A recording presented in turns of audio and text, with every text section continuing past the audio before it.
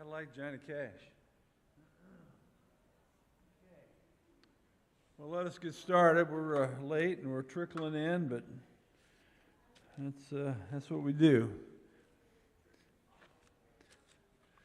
So, welcome as we continue on. We've been looking at the typography, and we said typography is a science or way of looking at things where they're trying to identify characteristics of things so that we can understand what that is and understanding. And because we've seen that the churches of Christ, and I would assume all groups, because we're not unique, are so diverse that you can't just say it's this or that.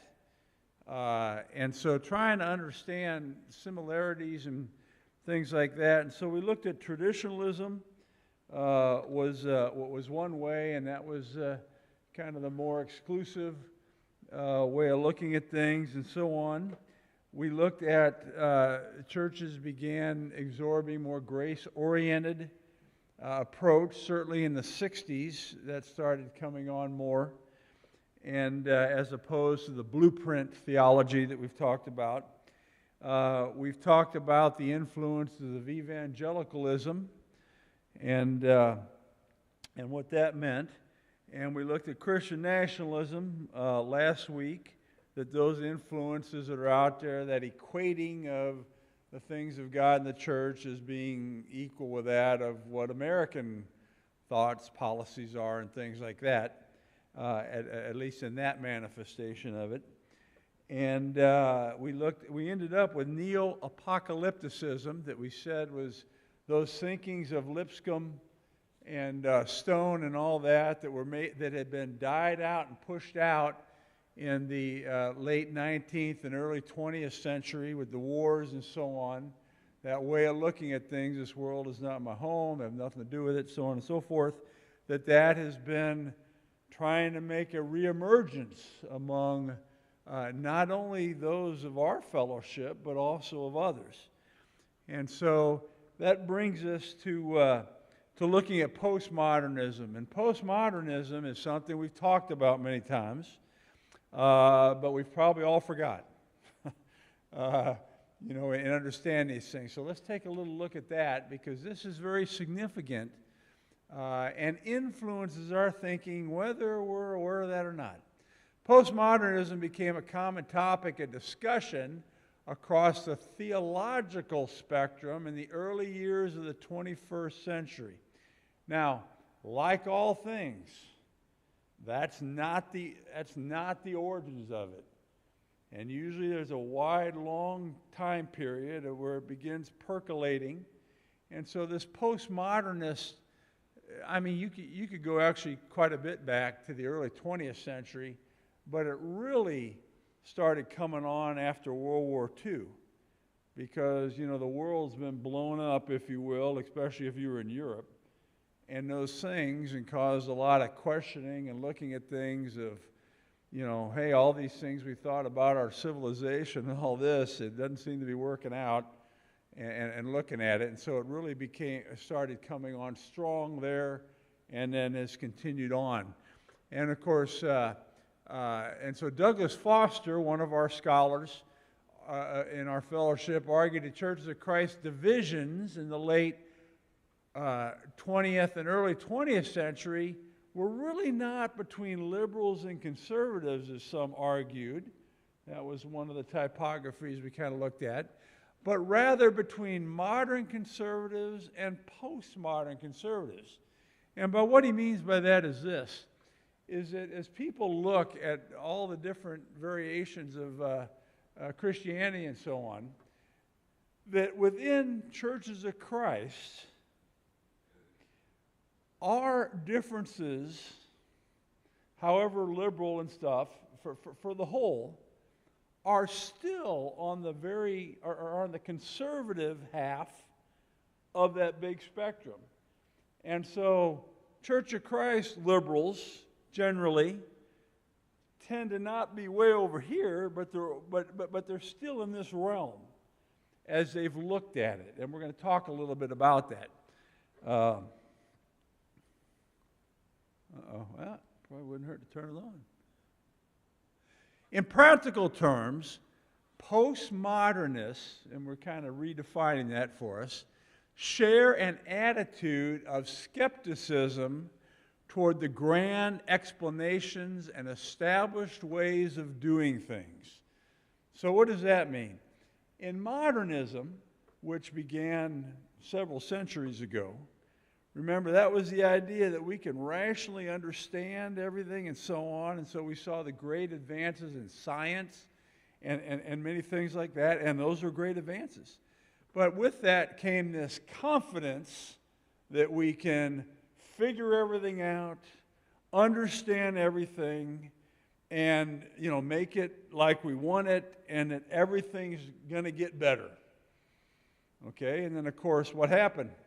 Well, later on you got, World War I, World War II, and things just blow up, and you kind of say, we're not doing so well with that. And so anyhow, so it's this idea of skepticism, of kind of a distrust, of not putting one's confidence in things.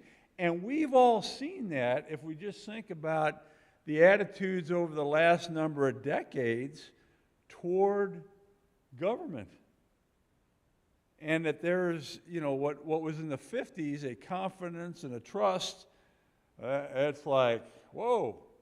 And it goes around all over. And so that's kind of an idea of, or an expression of what we're talking about in that area. In science, for example, it emphasizes multiple ways of seeing things and how our cultural and personal backgrounds shape how we see the world, making it impossible to be completely objective. So the thought behind science is, we're only looking at the facts. There's nothing influencing us. And of course, this is challenging that and say, wait a minute, it's not really quite that way. And of course, we saw those arguments brought out in spades over the stuff with COVID, meaning the different views that were out there, however, whatever foundation or lack of foundation they had, that was an example of this kind of struggle that's going on, and that there's the views that, your cultural background can make a big difference on the lens of how you look through things, and so on and so forth. So that's what that's referring to. In philosophy and education and history and politics and many other fields, it encourages a critical re-examination of established institutions and social norms, embracing diversity and breaking down disciplinary boundaries. And we see this happening. And so some have referred to this as deconstruction in these realms. In other words, they're looking at it, and so all the things that one thought at one time, they're questioning that. They're making more, they're looking into it and saying, there's more to it than what we've understood.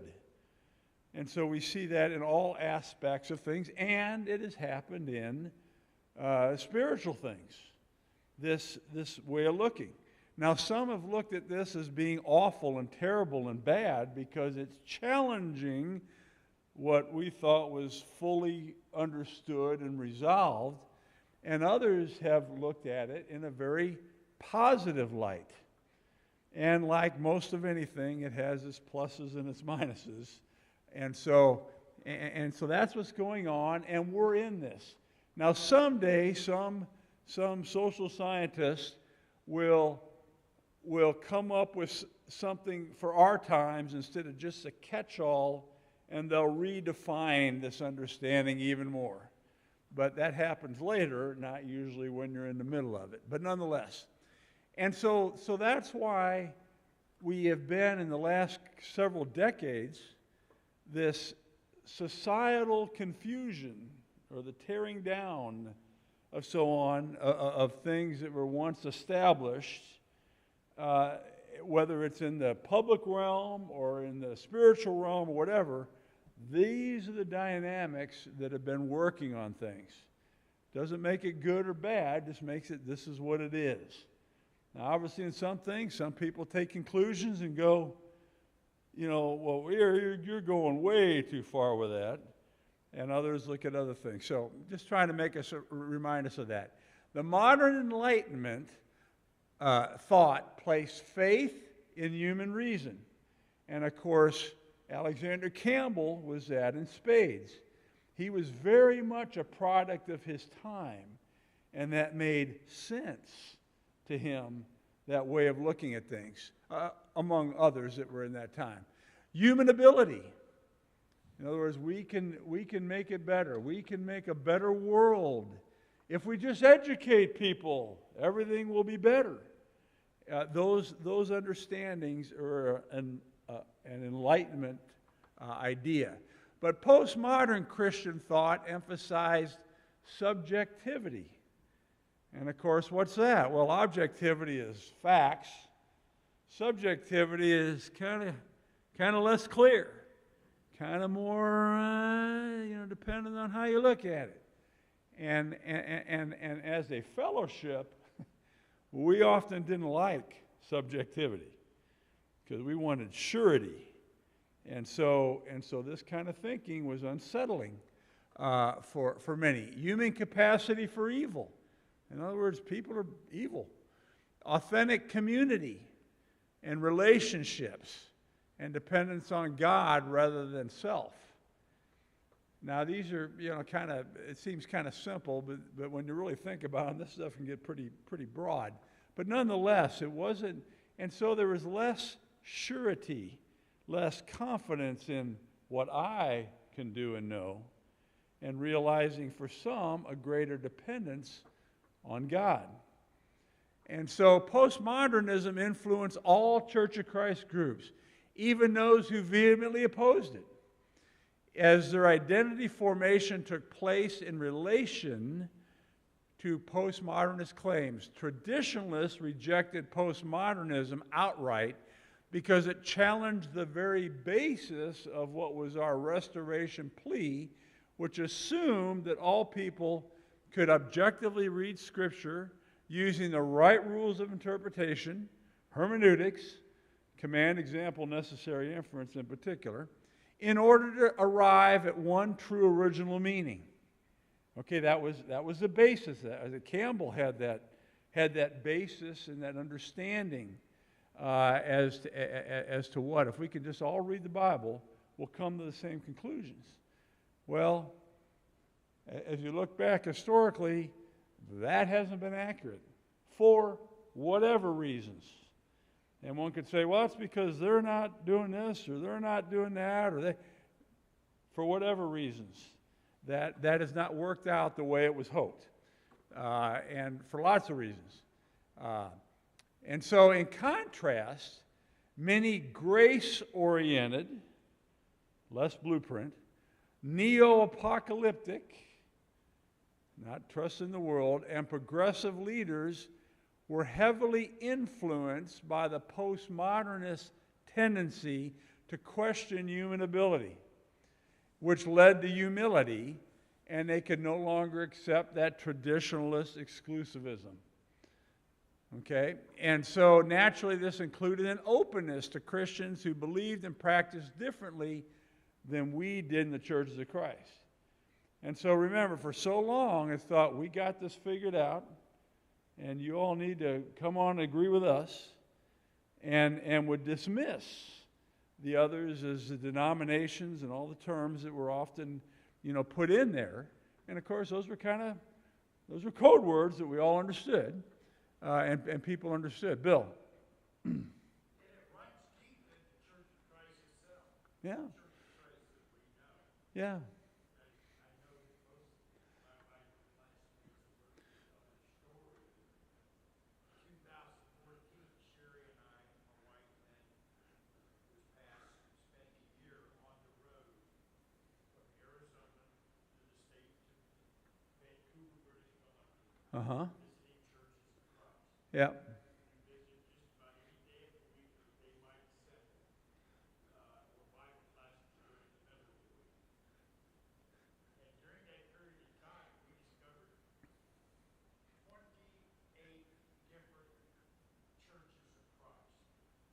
That you went to. Okay.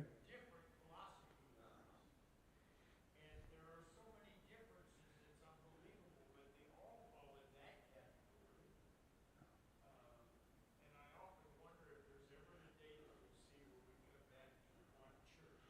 Yeah. But then my wife told me one time when I asked that question, yes, Bill, after the trumpet sounds. So, The trumpet sounds. And this is just one contention that's in the church. In 1 Corinthians 11 and 14, does not the very nature of things teach you that a man has long hair? You know where I'm going. yeah. It is a disgrace to him. But if a woman has long hair, it is her glory. Right there it is, in black and white in the scriptures. If anyone wants to be contentious about this, Paul writes, we have no other practice, nor do the churches of God. And so there are so many things like that that we've decided to apply to grace in our modern theories, Yeah. in our Yeah. modern philosophy. Yeah. And so the passage Bill was reading there, if we all heard that, was in Corinthians. It said, it's disgraceful for a man to have long hair, basically. And so that was used as a club to beat people over, and certainly in the 60s, when things were going all over, that was used to beat people with a club as saying, look, the scripture says that you're being disgraceful and you're one of those hippies and all that kind of stuff. Yeah, so yeah. Those of us with shorter hair, we're okay. We're God's elect. We haven't gone off the straight path, right? And so that was just, used to a lot of detriment, as one would look at it now. And all that was doing was justifying preferences one had and say, look, and justifying terrible things that were done, and that and the question is, what did he mean by that? Written 2,000 years ago, is that meaning the same thing as it does now in their understanding of what that was? I don't know. I think there's some people that have looked into it. I do know there was a common, among these 400 some odd congregations, Yeah. something was always common. I pushed Sherry in with her wheelchair because she was right leg amputee. And by the time services or our fellowships were over, Yeah. love always dominated. Every congregation, no Yeah. matter what their physical beliefs concerning stuff like this, Yeah. love was the core. And I know Rich Dooley Yeah. would love that. We all know Rich talks much about that, and for good reason.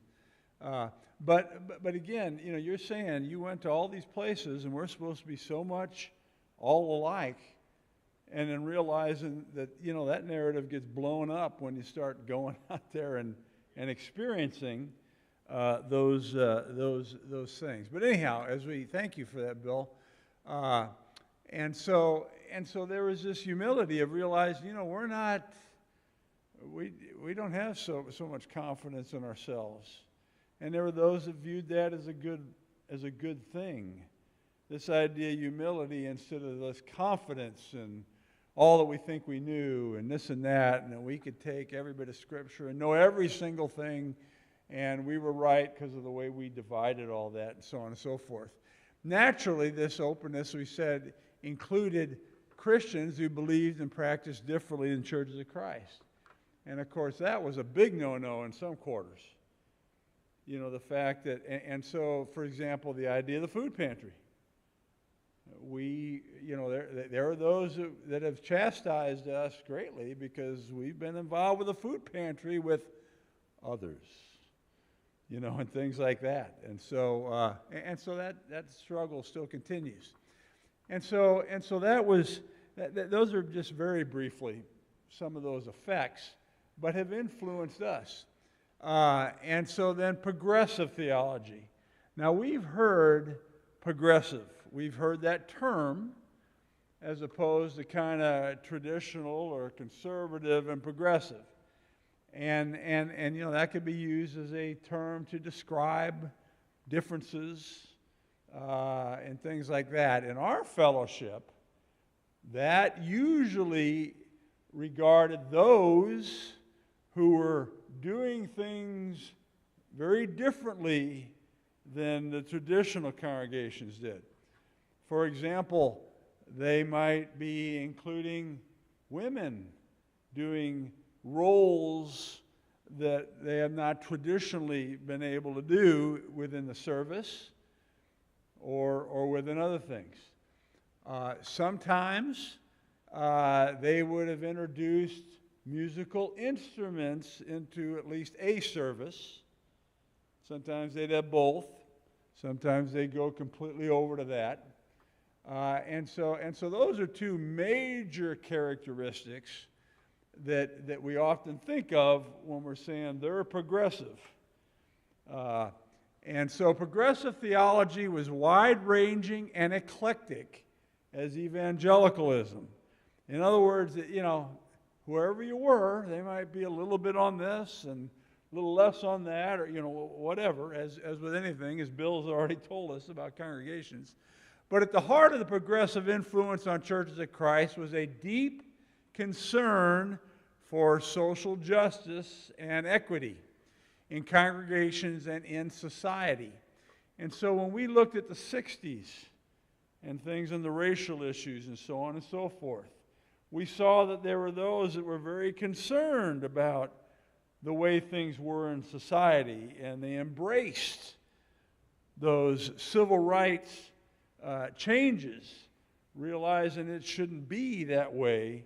Those would have been, those within our fellowship, and I guess with others, would have been labeled as very progressive, because as we saw, there was many that were happy with the status quo. And because that's the way it always was, that's how we grew up, that's what we knew, so on and so forth, as we looked at in great detail. And equity, in other words, you know, women, men, and even racial things. And in society, although many progressive leaders were influenced by our mainline Christianity, the social gospel, remember we looked at that as beginning in the late 19th century, where the idea was, let us Christianize our country.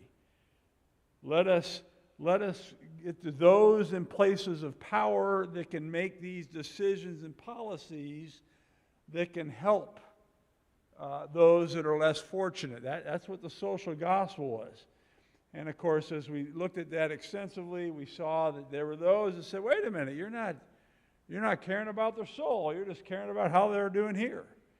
And so we saw those arguments that were going back and forth as the reason why and why not and so on. And liberation theology. Most progressives among churches of Christ continued to lean on the broad spectrum of conservative Christian theology. One is hard-pressed to find a low view of Christology. Uh-oh, that's one of those big words again.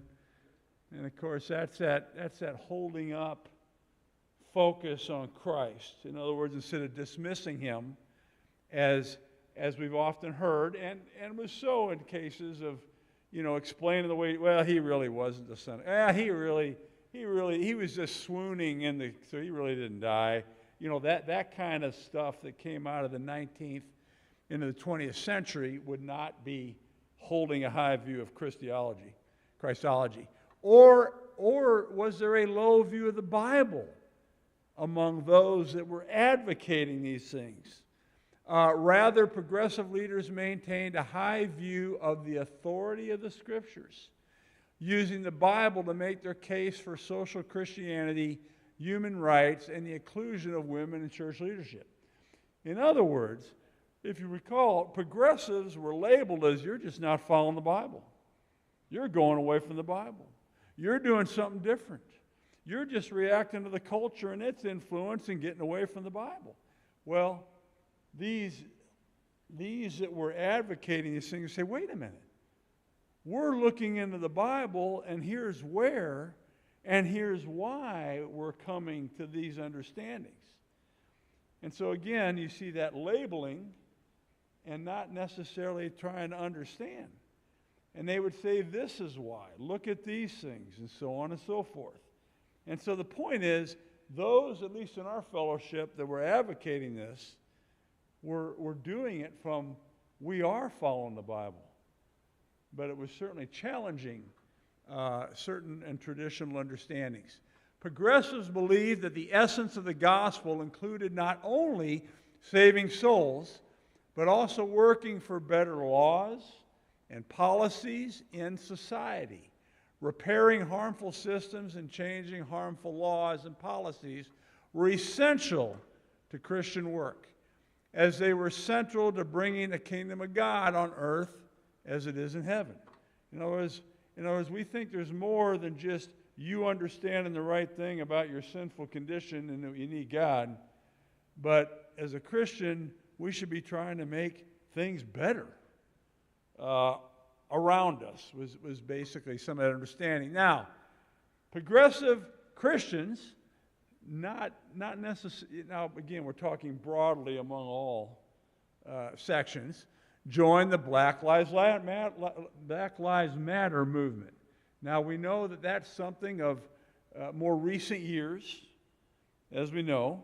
And, of course, that was because of George Floyd and things and those that claim that, blacks are being treated poorly by, police and society and all these things, and trying to right those wrongs is a premise that was behind that. And, of course, we've seen in recent times that its leaders did not help whatever good intentions they may have had, and they were taking the money and spending it on themselves and houses and things like that. You saw the corruption that was going on there along that certainly came out.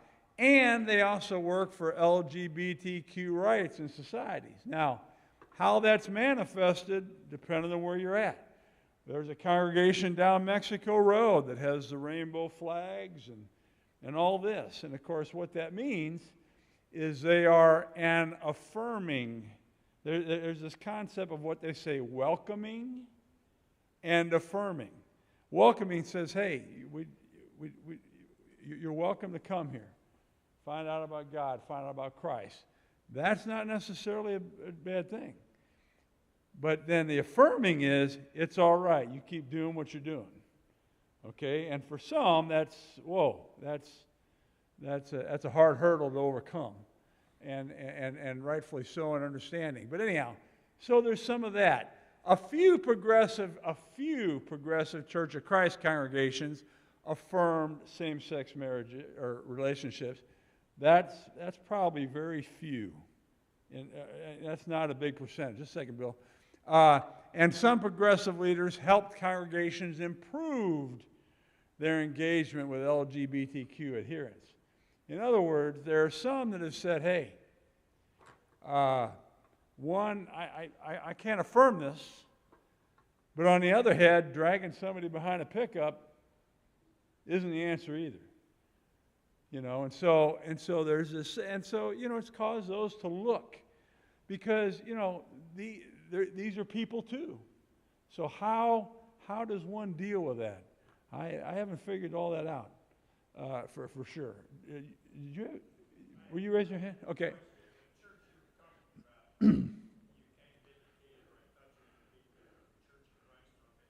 It was a United Church of Christ. Yeah, no, I didn't say it was a Church of Christ. I said a church. Yeah, and they're very known for that. And people, I mean, how many of us have met people that we said, "Oh, you mean you're the United?" No, I said, "No, we're not the United Church of Christ. That's a different entity." They would be considered a very progressive, liberal, fellowship, if you will. Certainly from where we would be, but nonetheless.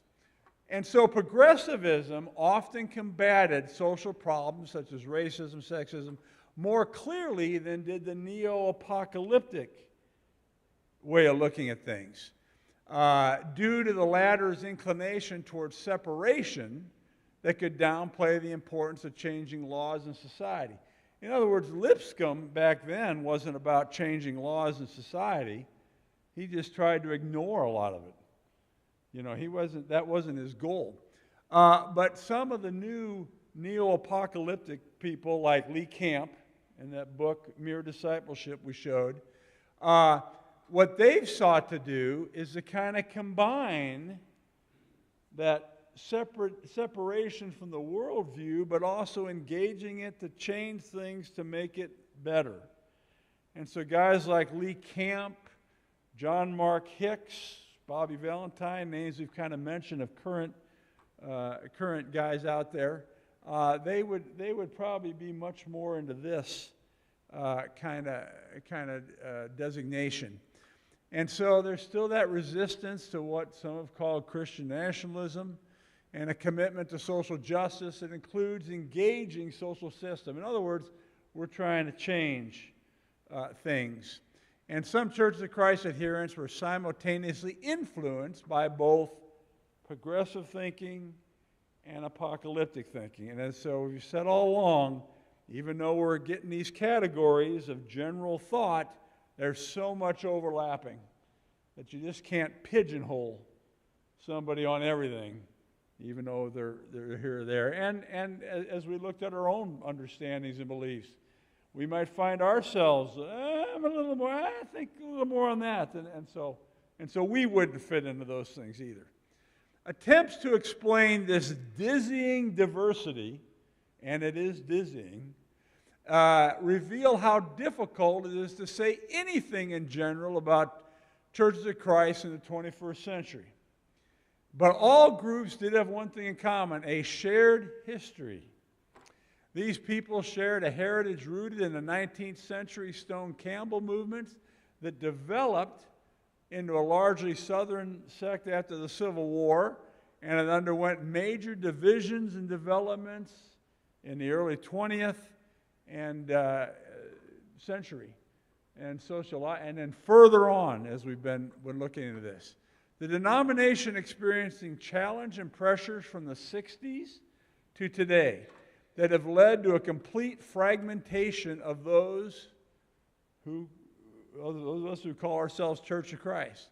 By the early 2020s, our fellowship was an organic movement that expanded centrifugally. That's a tricky word to say fast 5 times, isn't it?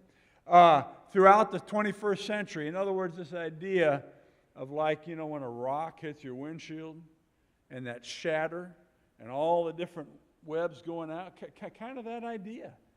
So what was at one time more uniform in thinking or homogeneous has gone all over the place. And that's where we're at in these times. Beyond the shared history, many Churches of Christ members encountered one another in the 21st century in reading the Christian Chronicle. How many of us get the Christian Chronicle? Just a few of us. I know we get it here, and it's out there. And of course, we talked about it when it began, and that's published out of Oklahoma Christian there in Oklahoma City. And it has, for a long time, originally it was covering a lot of missions that was going on overseas and things, but it kind of covers all segments of the Restoration movement. You'll find articles about what was the International Churches of Christ at one time. You'll find, from the more traditionalists. You'll find articles on the more progressive. In other words, they're kind of just reporting on things. They're not taking positions. They're just kind of reporting. And so because of that, it's had a fairly broad readership. Although some traditionalists rejected even the Chronicle as apostate, the Chronicle reported on news from all the groups of our fellowship. A survey of ministers published in 2000, of course remember that's 25 years ago, revealed that 68% read the Chronicle.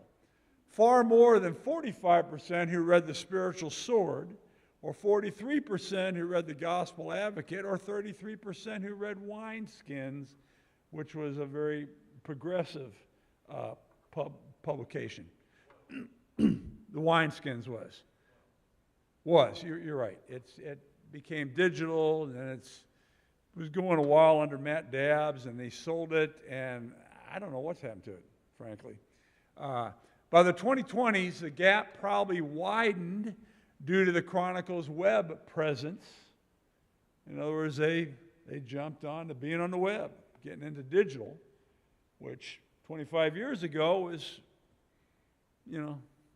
kind of coming on the scene.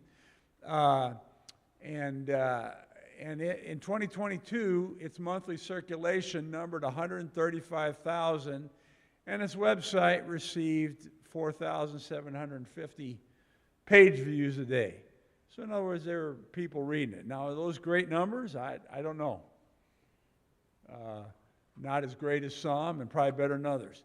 Despite the fragmentation, the Chronicle finds its ways to cover news of different types of churches of Christ, not only in the United States, but around the world, and therefore informing many of what was happening in our broader fellowship. And so, in the context of these periods of decline, and we've noticed that's happened across the board, certainly in the last few decades and even more recently, and fragmentation, a pressing question of the new century was, how do we interact with the denominations? How do churches of Christ react with other Christian fellowships? The Baptists, sorry, were you saying something, Griff? Oh, okay, okay. Oh, okay. And so these are the questions, because historically, we wouldn't have anything to do with them. And we called them names and labeled and all this as we chronicled over the last 150, 200 years. Traditionally, or in other words, are they in error and headed to hell, which was often what was pronounced. And then there was those that then not only did that to them, but pronounced that within the fellowship. In other words, if this Church of Christ over here had a kitchen, for those that were against it, they were spoken of in the negative light. Or if you were involved with the food pantry, as I've already said. And so that attitude went from this to then turning on itself. And so it's like, so there would be those that said, what's going on here? Or could we learn things from others? Well, there was those that said no. Traditional exclusivists believed churches of Christ were the one true church and the denominations were lost. How many of us heard those sermons over and over, certainly years ago, and that was very common. But a growing number jettisoned that exclusivism, believing other Christians had something to offer churches of Christ, and vice versa. And it was natural that those who courted relationships with other Christians did so mostly among evangelicals. And so this is this effort that's been going on for decades now. So, brings us to Max. And we've all heard of Max Lucado. At one time, he was labeled most famous Christian in America after, Billy Graham was gone. And so he was one of ours. And then he was rejected by many of ours because he greatly embraced many of these things. So let's take a little bit of a look. How many of us read Max Lucado books? Okay. All right. He was popular. Are churches of Christ evangelical? Well, it depends who you ask. There would be those that would vehemently deny that. We don't have anything to do with them. They're the denominations. The question was at the heart of what he's calling the identity crisis of these decades. But what was an evangelical? On one hand, a theological definition had become common. According to historian David Bebbington, for example, a set of ideas and practices best characterized evangelicalism. One is biblicism. And what's biblicism? A particular regard for the Bible. In other words, we view the Bible as the Word of God, and that we should follow that. However one gets into that, but we have a high view of that. Well, in the evangelical world, there's a high view of that also.